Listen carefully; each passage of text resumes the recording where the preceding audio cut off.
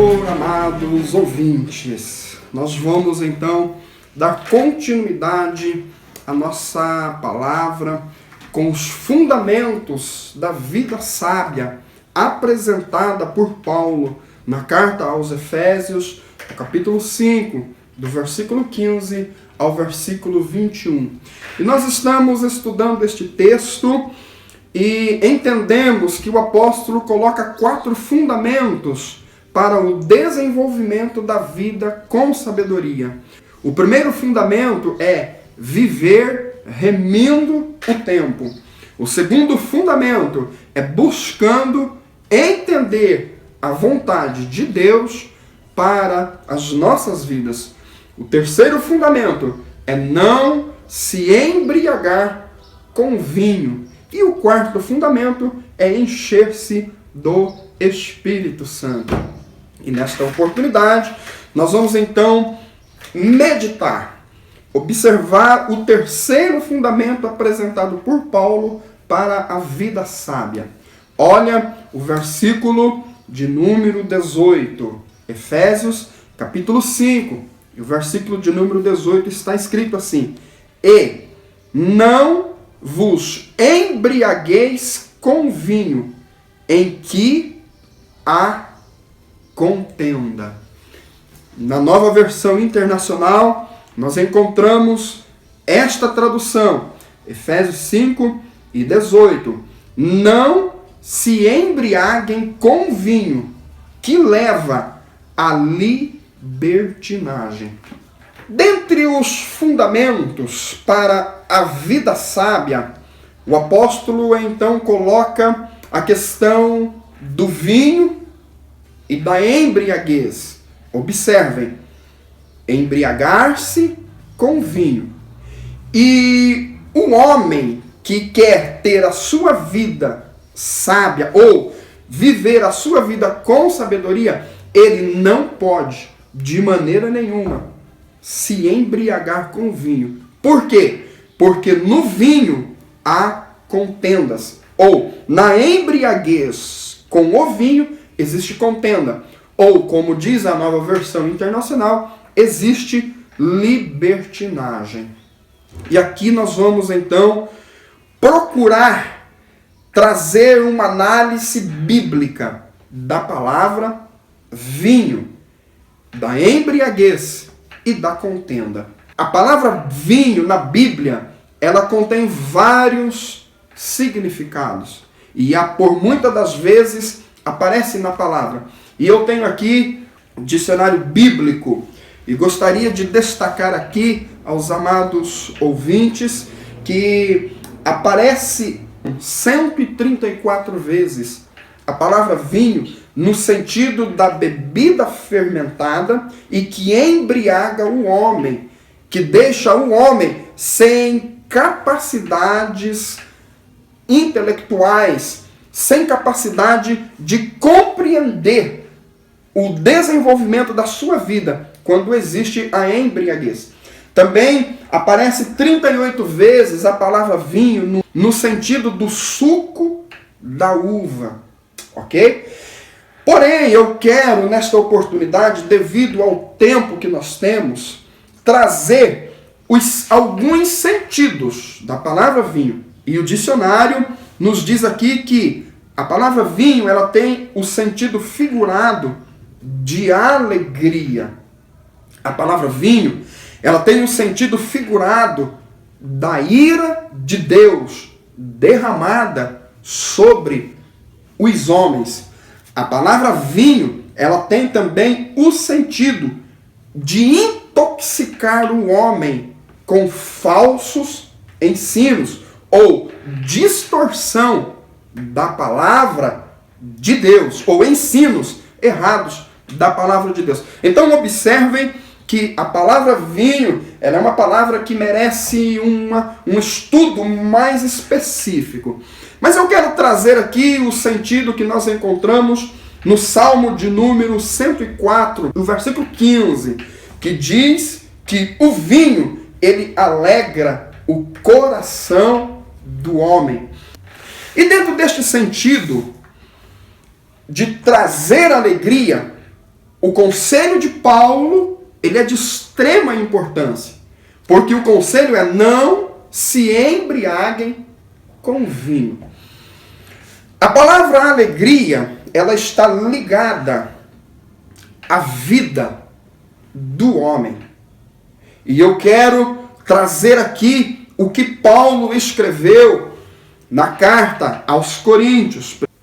1 Coríntios, no capítulo de número 10, o apóstolo, ele está ensinando a igreja e tomando a nação de Israel como exemplo durante a peregrinação do povo de Israel no deserto. E colocando diante da igreja pelo menos 4 pecados que a nação de Israel cometeu e que a igreja não poderia cometer. E dentre esses 4 pecados, o apóstolo fala sobre a idolatria.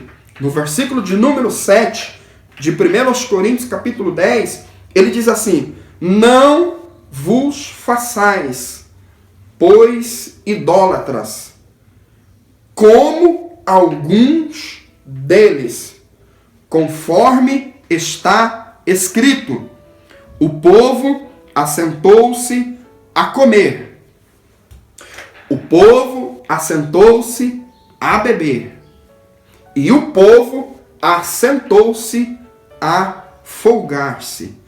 Observem que o apóstolo ele coloca neste versículo que a idolatria do povo de Israel estava ligada com a questão do comer, a questão do beber e a questão do folgar-se. E aqui nós vamos então trazer este conselho ou este fundamento que Paulo aconselha para a vida sábia de não se embriagar com vinho neste sentido.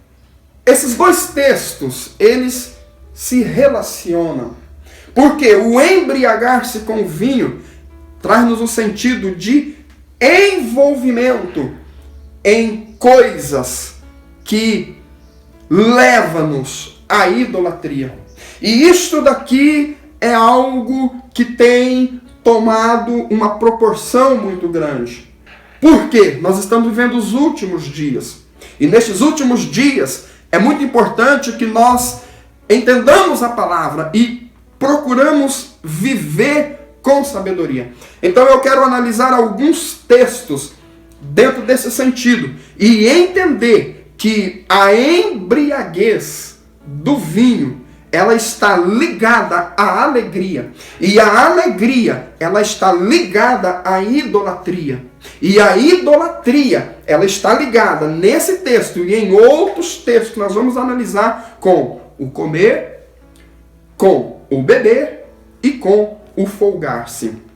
Vamos observar a Bíblia e o ensinamento sobre o comer, sobre o beber e o descansar. Mateus 24, 36 ao 39 está escrito assim, ó: porém, daquele dia e hora ninguém sabe, nem os anjos dos céus, nem o Filho, mas unicamente meu Pai. Versículo 37.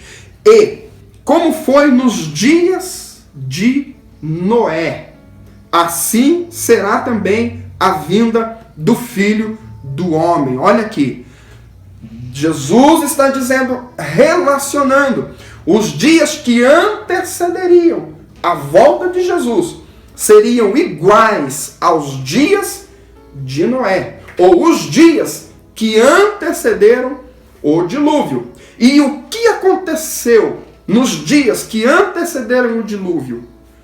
Versículo 39. Porquanto, assim como nos dias anteriores ao dilúvio, comiam, bebiam, casavam e davam-se em casamento, até ao dia em que Noé entrou na arca. Versículo 39. E não o perceberam, até que veio o dilúvio e os levou a todos. Assim será também a vinda do Filho do Homem. Observem esse texto e compreenda que eles não perceberam. O que eles não perceberam? Que Noé estava construindo uma arca ou uma forma para se salvar. Eles não perceberam que Noé entrou na arca. Eles só foram perceber quando o dilúvio começou, ou tarde demais. Por que eles não perceberam? E isto constitui-se de uma importância muito grande para nós. Por que eles não perceberam? Porque eles estavam preocupados com o comer, com o beber e com o folgar-se. Perceba que o conselho de Paulo para que nós não se embriaguemos com vinho, ou não dominado pelas alegrias do corpo, não nos entreguemos aos caprichos do corpo, é muito importante, porque isto leva-nos a nós tirarmos a nossa atenção daquilo que realmente é importante.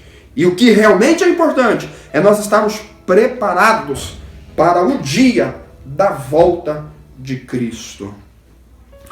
Observe um outro texto, Lucas, capítulo 17, versículo de número 28 e o versículo de número 29. Está escrito assim: como também, da mesma maneira, aconteceu nos dias de Ló. Comiam, bebiam, compravam, vendiam, plantavam e edificavam. O versículo 29. Mas no dia em que Ló saiu de Sodoma, choveu do céu fogo e enxofre, consumindo a todos. Versículo 30. Assim será no dia em que o Filho do Homem se há de manifestar. Entenda que nós observamos dois exemplos que Jesus deixou para nós, que Jesus colocou no seu ensinamento. E nos dois exemplos, tanto nos dias de Noé, quanto nos dias de Ló, Jesus disse que assim será. Assim será o quê? O povo vai procurar comer, beber e folgar. Isto será uma marca dos dias que antecederão a volta de Jesus. É isto que está escrito em Lucas, no capítulo 21, no versículo 34 ao 36, que o comer, o beber, seria um laço para a humanidade que antecederia a volta de Jesus. Então, amado e querido ouvinte, observem esta verdade. O conselho de Paulo para uma vida sábia é não se embriagar com vinho, é dominado pelas alegrias do corpo, pelas alegrias que o homem busca através da comida, através da bebida e através do descansar, porque isto é um laço, e este laço, muita gente vai ser pego de surpresa na volta de Jesus. Observe também que o povo de Israel, durante a caminhada para a terra prometida, havia uma tendência muito grande de preocupar-se com a comida, com a bebida e com o descansar. Deus fez maravilhas no meio daquele povo. Deus deu àquele povo algo muito mais do que a provisão de alimento, de vestuário e de moradia. Porém, eles se preocupavam muito com isso. Mas Deus havia aberto o mar vermelho. Deus havia mandado 10 pragas no Egito.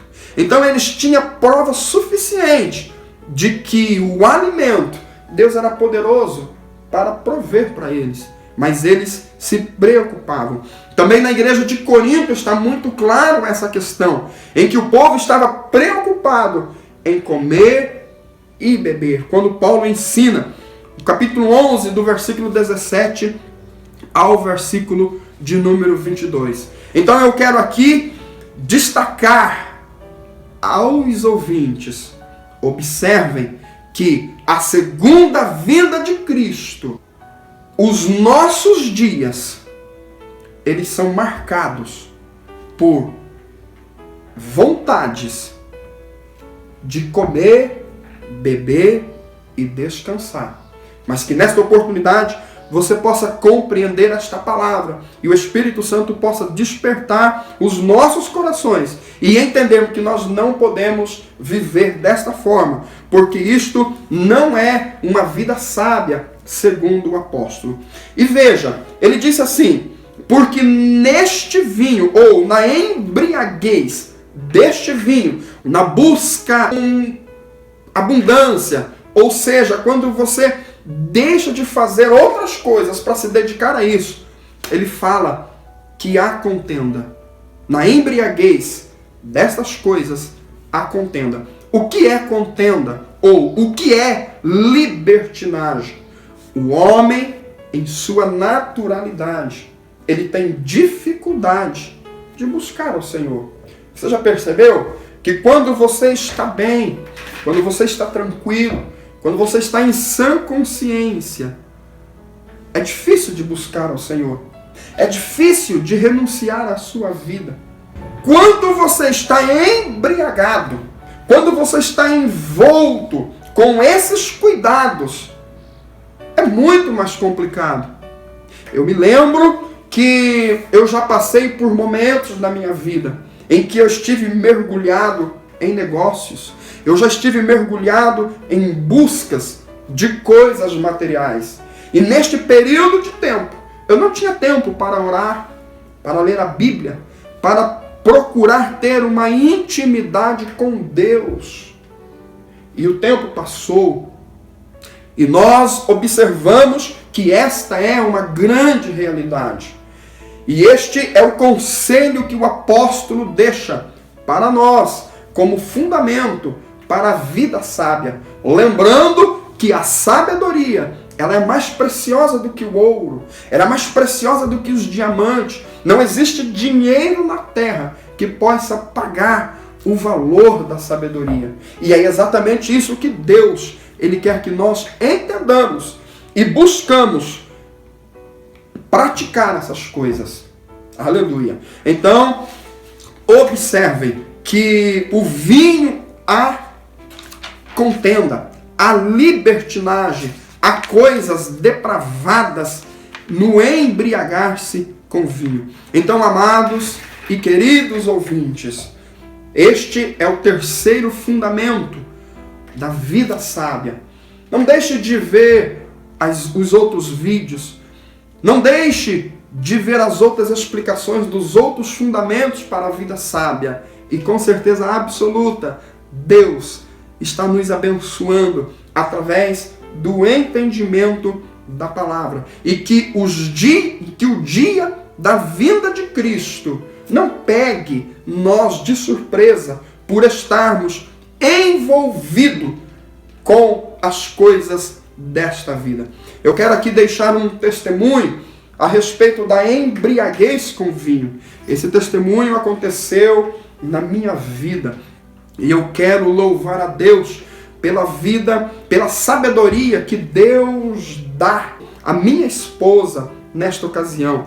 Nós morávamos na cidade de Foz do Iguaçu e nós fomos ao mercado e a minha esposa falou: vamos levar um litro de vinho para casa.